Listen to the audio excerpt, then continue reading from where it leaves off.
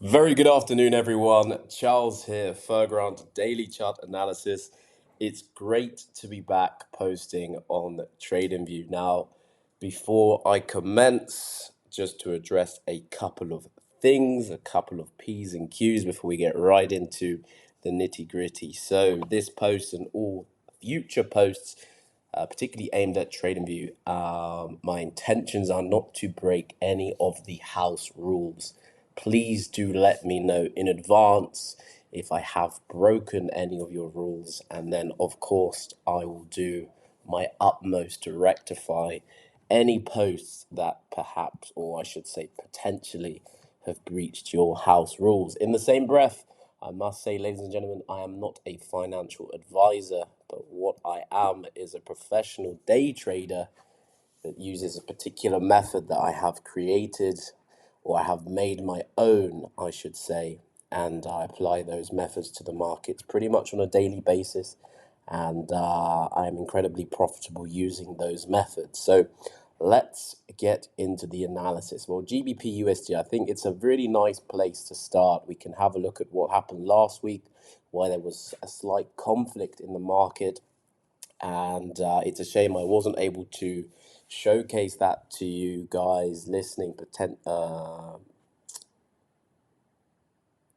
TradingView. I should say, a bit of a brain fog there on TradingView as a result of my posts not being available at the time. So let's take it for what it is now. So on the weekly time frame, that in the top right hand corner, that, to be honest, was where the majority of the conflict lied, or led, I should say, led. It's been a long day, you'll have to bear with me. That's where the majority of the conflict actually was. We had this weekly higher time frame, weekly order block. Let me sort that out. That's a lot better. Right, full screen for us all. We had this weekly order block here, down at these lows that price 3 weeks ago came into, and it rejected it beautifully.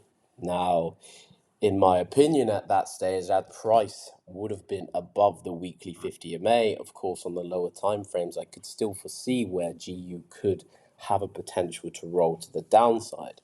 With that said, as we'll see, I'm not a swing trader trading from higher time frame order blocks. As you can see by that, the stop loss, for example, it just doesn't suit me in terms of my trading style. We can leave it like that. So what I will be doing is refining down my higher time frame areas to look for those liquidities on those lower time frames, which, backed by lower time frame trends as well, will allow me to be an intraday trader, more in and out the market type of trader. However, as you can see, if you are a higher time frame long-term swing trader and you don't mind having 200 pip stop losses and you're looking to take swing trades, then of course it absolutely makes sense to be looking for a long from that higher time frame weekly order block. Long term, it would make a lot of sense. Now, in terms of what I'm trying to get out of the picture, is we had this higher time frame weekly order block that, based on smart money concepts, we were looking for a rejection to the upside. Now,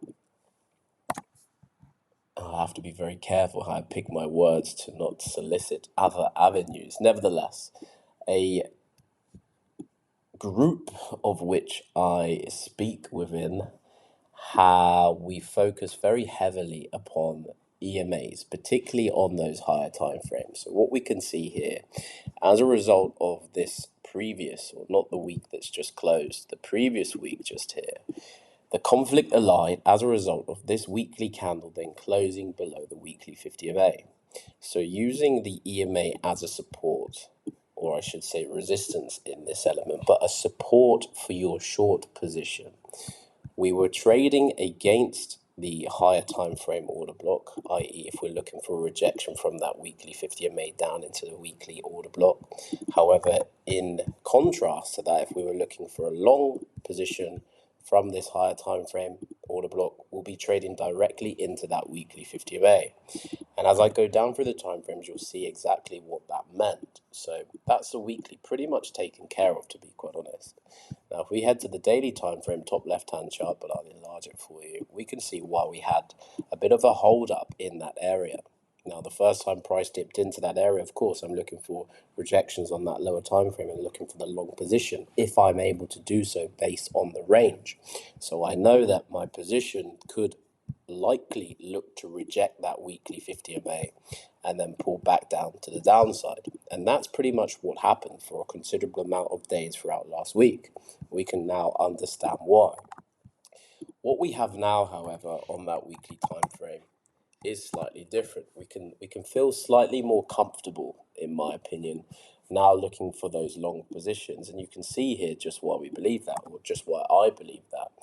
As a result of last week's candle closure on Friday, we have now reclosed above that weekly 50 MA. So not only now are we trading from that higher time frame order block, we now have the support of the higher time frame weekly 50 EMA as well. Of course, it doesn't mean, particularly for me as an intraday trader looking to refine those higher time frame points of interest down, it doesn't necessarily mean I'm looking for a long position from the highs of that weekly order block. As we look to refine and go down through the time frames, we can look to find those better areas. So if I head straight now to the 4-hour time frame with what we have in mind, using the higher time frames, now I'm looking at structure. So what I could see very clearly, just based on your most basic format of structure, where price is making those lower lows, lower highs, lower lows. This could have well have been a potential lower high, and that's been confirmed as a result of that lower low. So in terms of looking for those long positions at the moment, in my opinion, we're still not quite out of the woods based on that higher time frame, based on the 4-hour in particular, right? As we can see, big picture, the 4-hour is still bearish. However, using the weekly time frame, we're using the weekly candle closure as that guide and confluence to say, well, hold on a minute. We've actually closed above that weekly 50 MA now. So although on the 4-hour time frame we're still not actively bullish to support immediate longs, what I'm certainly anticipating and forecasting is that price could well drive back down. We'll then be looking for those lower time frame points of interest, perhaps even here for good example, where I see a 4-hour order block that remains available.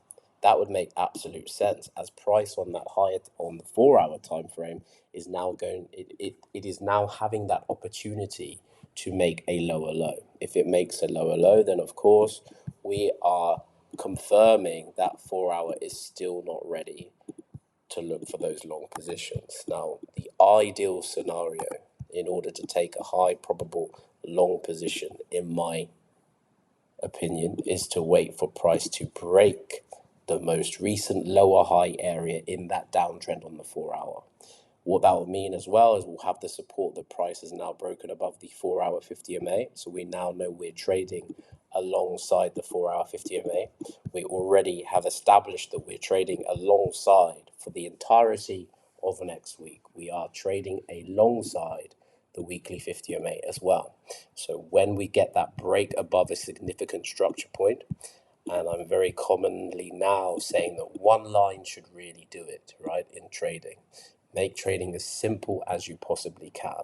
One line should really do it. So if this is a key structure point for us at the moment on GU, as soon as that is broken, i.e. even a candle on that 4-hour time frame breaking and closing above, simply as I illustrate it in its most basic form like that for us all, that for me is great confirmation that price now is ready to turn around on all time frames.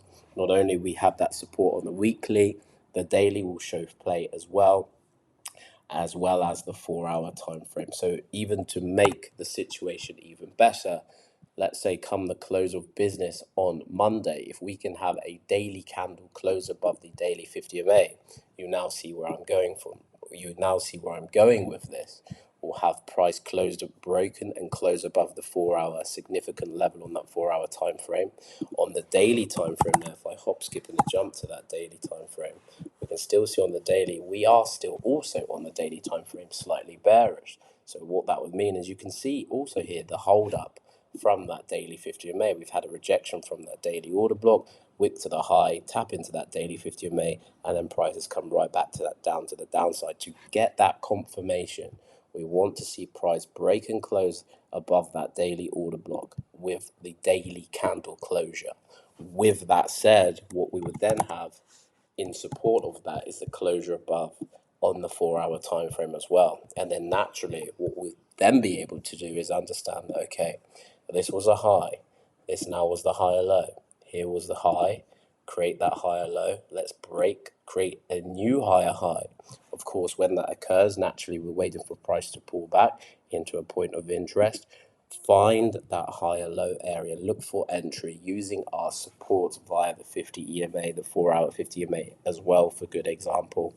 And then once we'll have that, we can say even on Tuesday that although price is going to be down here, so long as Monday's daily candle closes above that daily 50 EMA, we have the whole play on Tuesday to anticipate price is going to want to gravitate towards that daily 50 EMA and close above.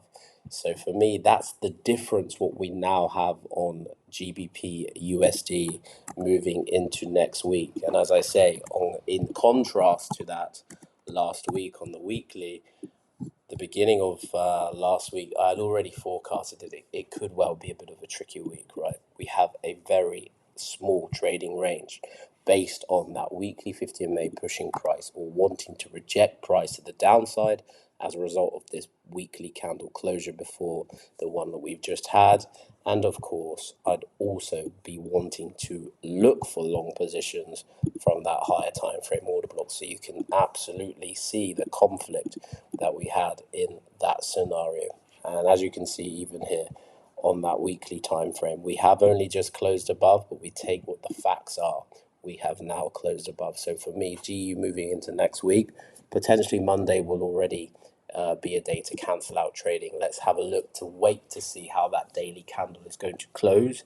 Is it going to close above that daily order block to give us that certainty, or more of a certainty based on structure now, that we are finally turning around and going back towards the upside on GBP USD for us to reach back up to these higher levels.